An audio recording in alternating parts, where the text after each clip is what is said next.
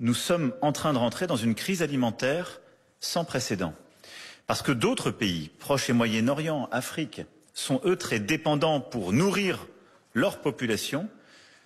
de ce qui est aujourd'hui produit en Ukraine et Russie.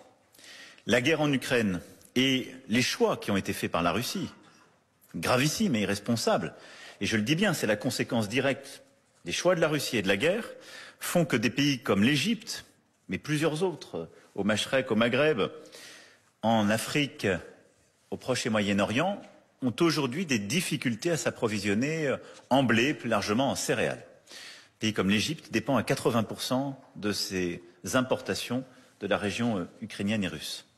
Et donc à court terme, il y aura des difficultés dans ces pays, mais surtout la guerre en Ukraine rend impossible pour le moment, par le choix fait par la Russie,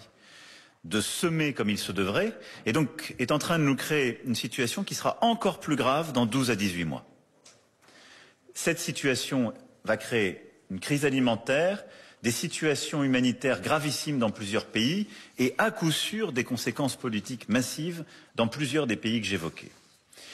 Face à cela, nous ne pouvons rester impuissants, je veux ici vous alerter, et donc il nous faut réagir. Réagir par les actions que nous conduisons, et donc dans les échanges que j'ai avec le président Poutine, durant lesquels, comme vous le savez, j'appelle à un cessez-le-feu rapide, je plaide aussi pour qu'il puisse y avoir, et je le redis ici solennellement à la Russie, la levée des restrictions à l'exportation sur les denrées alimentaires, la possibilité laissée justement de semer,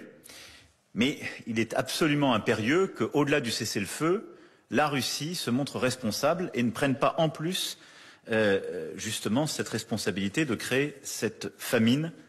qui, sinon, est à coup sûr inéluctable.